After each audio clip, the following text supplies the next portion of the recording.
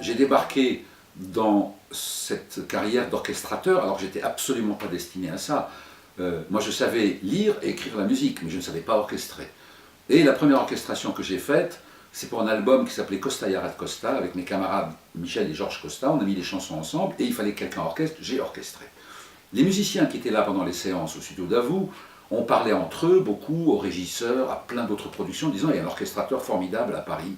C'est peut-être un malentendu, mais me voilà parti pour une carrière d'orchestrateur, où j'ai orchestré, donc d'abord pour commencer le duo Hallyday Vartan, j'ai un problème, puis après Gilbert Bécaud, Charles Aznavour, plein d'artistes.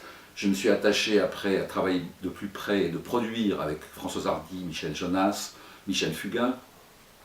Et petit à petit, au bout de 8 ans d'orchestration, une fois que j'ai bien gagné ma vie au point que j'ai pu acheter toutes les partitions d'orchestre qui existent depuis Palestrina jusqu'à Ligeti, et que c'est là-dedans que j'ai lu, j'ai compris, j'ai appris, j'ai décidé d'apprendre la musique. Parce que quand je suis passé par Paris la première fois en 70, j'ai été élève, touriste je dirais, auditeur libre à l'école normale de musique dans la classe de Henri Dutilleux et Maurice Ohana. Et Dutilleux m'avait dit à l'époque, quoi que vous fassiez plus tard, étudiez le contrepoint. En 78, j'ai arrêté les orchestrations et j'ai pris 2 années sabbatiques pour étudier le contrepoint. À l'issue de ces 2 années, où je me suis complètement remis en question et j'ai tout réétudié à zéro, tout d'un coup, Jacques Dutronc, que j'appelle mon bienfaiteur, qui est le mari de Françoise Hardy avec qui je travaillais, me dit « j'ai parlé de toi à Jean-Luc Godard ». Et j'ai rencontré Jean-Luc Godard et j'ai fait avec lui Sauf qui peut la vie, dans des conditions très étranges, sans regarder une seule image, parce que quand j'ai dit à Godard « je voudrais voir les images », il m'a dit « c'est inutile, je vous raconte ». Et étrangement, cette approche de la musique de film par le narratif, et non pas par l'image, qui est le résultat du narratif, m'a beaucoup marqué et a provoqué chez moi, non pas une méthode, mais une approche différente de la musique de film. Donc voilà comment, étrangement, les déclics se sont faits, d'amateur autodidacte, mais complètement obsédé par la musique.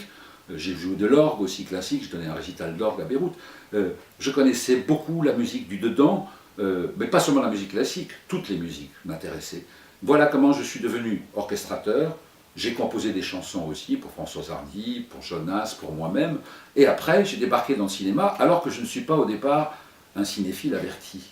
Parce que quand j'étais petit, d'abord je ne pouvais pas, j'étais pensionnaire, et quand j'ai un peu grandi à 14 ans, j'avais tellement faim de musique que je n'avais pas le temps d'aller au cinéma. Et je n'ai pas été au cinéma pendant très longtemps. Ce n'est que plus tard que j'ai essayé de découvrir cet art magnifique qui rassemble tous les arts, autant la musique que la peinture, que la chorégraphie, que la littérature, que le théâtre, toutes ces choses-là. Donc vous voyez, c'est pas du tout, rien n'est prémédité chez moi, c'est tombé comme ça. Est-ce que je vais continuer à faire de la musique de film? Je ne sais pas. Tout m'intéresse à condition qu'il y ait de la musique à dire dedans. Et une musique qui respecte la musique. Pas simplement qui respecte le sujet en question, c'est une musique de film. Ça ne m'intéresse pas de faire un film, de venir juste poser des idées comme ça pour souligner. Ou... J'ai besoin d'approcher un film d'une autre manière. J'ai besoin d'être là depuis le début. C'est-à-dire je demande à lire le scénario, je demande à parler avec le réalisateur, même avant qu'il ait tourné. J'accompagne un projet d'un bout à l'autre. Et je crée une musique qui existe en tant que telle, qui est architecturée, qui est harmonisée, qui est travaillée selon les critères de la composition musicale, qui en même temps sert les images, parfois les sublime, et en même temps sert la musique. Donc me sert moi aussi. Après une première partie dans ma carrière de compositeur de musique de film qui a duré peut-être 7 ou 8 ans, où j'ai fait beaucoup de films à la fois, après j'ai décidé vraiment de choisir les réalisateurs avec qui je voulais travailler, c'est-à-dire que si quelqu'un me proposait, je voulais d'abord qu'on établisse une sorte de fraternité de cœur ou d'intelligence et de goût. Et si je voyais que ce n'était pas possible, je disais, je préfère qu'on arrête. Donc ce que je recherche vraiment, c'est l'harmonie avec quelqu'un. Parce que le réalisateur, le maître d'œuvre ou la réalisatrice tiennent tout leur film dans la tête, dans les mains, et que c'est avec eux que je vais travailler pendant 4 mois, 5 mois, parfois 8 mois, parfois 10 mois, comme ça m'est arrivé avec Xavier Dolan récemment. J'ai commencé en mars 2016 et j'ai enregistré la musique en juillet 2017. Donc sur cette longueur de temps où on va être pratiquement ensemble, sauf pendant le tournage, j'ai besoin qu'on s'entende, j'ai besoin qu'on se comprenne, qu'on s'entende au véritable sens du mot, qu'il m'entende, que je l'entende, et qu'on arrive à créer une œuvre commune qui ait une cohésion, qui ait une certaine beauté, et qui serve, encore une fois, le film, mais aussi qui serve la musique que je compose et que je voudrais toujours garder au premier plan. Donc, ce qui me fait aller vers des gens, c'est les gens eux-mêmes, c'est-à-dire leur personnalité, leur sensibilité, et qu'on puisse s'entendre. Je dis toujours, c'est un mariage. Et dans un mariage, il faut vraiment bien choisir. On peut se marier plusieurs fois dans le cinéma, mais il faut vraiment choisir son époux ou son épouse. J'ai beaucoup parlé de Morricone il y a 4 semaines pour France 2, parce qu'il y avait une émission sur lui.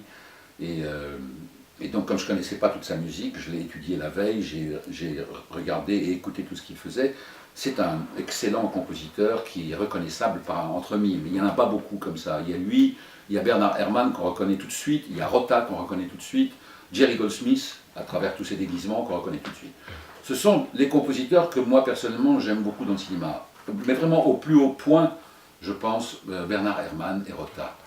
Parce qu'ils ont fait de la musique dite pour concert après, ou en même temps que dans le cinéma, et il n'y a pas de différence qualitative entre les deux. Ce qu'ils donnent au cinéma, c'est vraiment toute leur conscience et tout leur art de compositeur. Et je les aime beaucoup.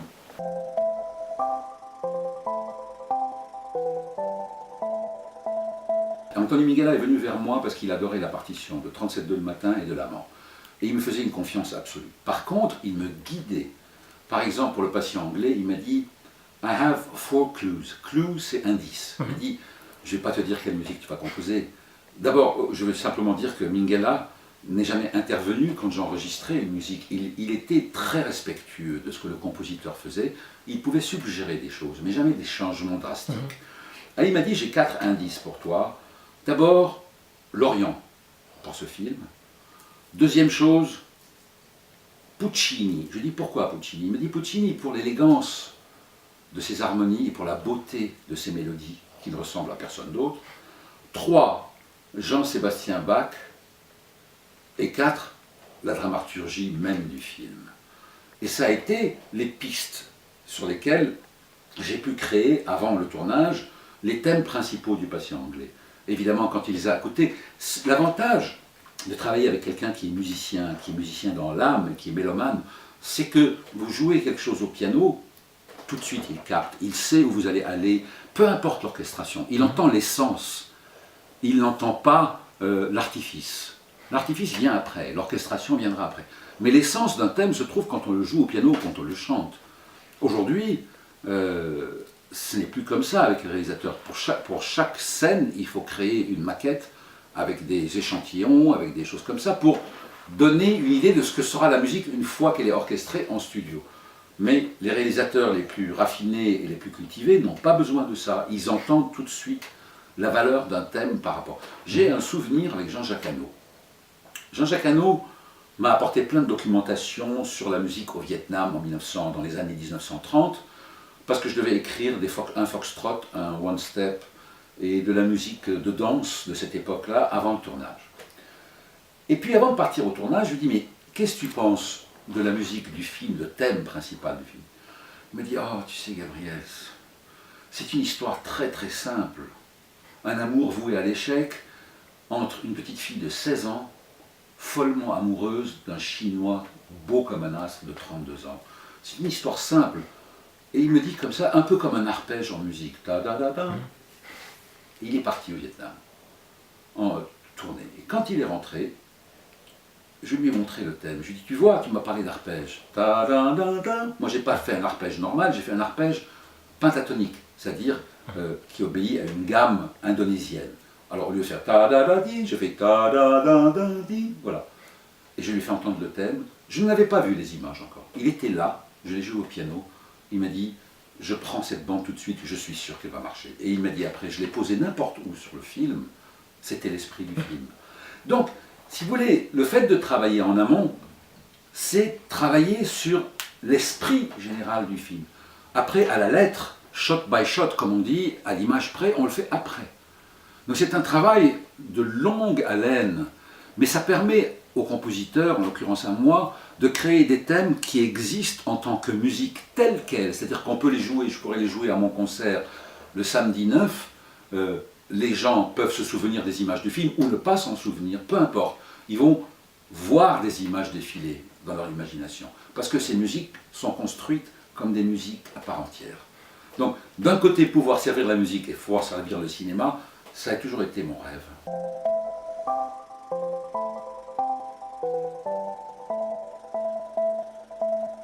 Et j'ai des cahiers de musique, j'en ai des centaines, dans lesquels je jette par écrit tout ce qui me passe par la tête. Parfois ce sont des embryons, parfois ce sont des choses plus développées. C'est rare que j'utilise ça à moins d'une véritable concordance avec le sujet qui m'est proposé. Mais il m'est arrivé une chose plus intéressante. En 83 ou 84, j'ai été appelé pour un projet qui s'appelait Danseurs tous en scène, ou un projet sans argent pratiquement, où il y avait 40 compagnies de ballet, 20 sur la rive droite, 20 sur la rive gauche. Et les gens pouvaient prendre une péniche, remonter la rive droite jusqu'à Boulogne, et chaque 100 mètres, il y avait une compagnie de ballet qui dansait sur une musique que je composais. Donc il fallait que je fasse à peu près 90 minutes de musique. J'avais pas les moyens, j'ai tout fait sur ordinateur, sur synthétiseur et piano à l'époque. Et à la fin, il faisait après rive gauche, pareil, côté de rive gauche, et ça se terminait sur la pointe de l'île Saint-Louis, où toute seule, Caroline Carlson dansait en solo. Et j'avais écrit toutes ces musiques, et pour Caroline Carlson, j'avais écrit une musique très simple, sur un mouvement répétitif, et avec un thème qui n'était pas répétitif, lui. Et le jour de la première de ces danseurs tous en scène, il y a eu grève des bateliers. Ça n'était pas arrivé depuis 1800 et des poussières. Et donc ça n'a pas eu lieu, mais ça a été filmé et passé à la télé. Et Benex a vu ça, et il a entendu ce que j'avais fait pour Caroline Carlson. On travaillait sur 37.2 le matin, et il m'a dit « je veux ça pour des orages pour la nuit, je veux ça pour Betty et Zorg ». Je lui ai dit « très bien, on va prendre ça ». Et on a pris donc ce titre qui s'appelle « Des orages pour la nuit » dans le CD, est une musique que j'ai écrite pour Caroline Carlson qui dansait seule sur la pointe de l'île Saint-Louis. Donc vous voyez, moi je pense qu'il y a beaucoup de musique qui existe déjà pour les films. Faire exprès pour que ça colle, c'est une mauvaise approche. Parce qu'il y a des musiques, je ne sais pas, on peut prendre une musique de Prokofiev ou de Ravel et la poser sur une image, ça va marcher. C'est sûr que ça va marcher. Donc c'est tout le temps cette cette balance entre faire pour et créer tout bonnement de la musique et essayer sur l'image. Ça m'arrive souvent de créer de la musique et de l'essayer sur l'image, alors que je n'ai pas forcément pensé à cette image-là quand je l'ai faite.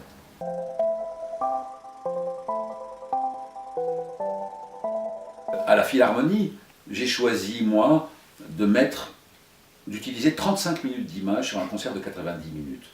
Et les images ne sont pas forcément les images des scènes pour lesquelles ces musiques ont été composées. J'ai même fait des petits montages. J'ai passé depuis le mois d'août, j'ai fait ça. Je n'ai pas arrêté de travailler pour... Je voulais donner un concert de musique et images qui sont en harmonie ensemble, mais pas forcément la scène pour laquelle cette musique a été composée. Vous allez voir dans 37.2, dans La Lune dans le caniveau, il y a eu des petits montages comme ça. Et alors, l'image et la musique vont tellement bien ensemble qu'on dirait que la musique a été faite exprès pour cette image-là. Mais en même temps, il y aura aussi des passages où il n'y aura pas de musique, où il n'y aura pas d'image, où je laisserai les gens imaginer eux-mêmes. Et d'une certaine manière, ça reflète ce que moi je fais quand je reçois un projet.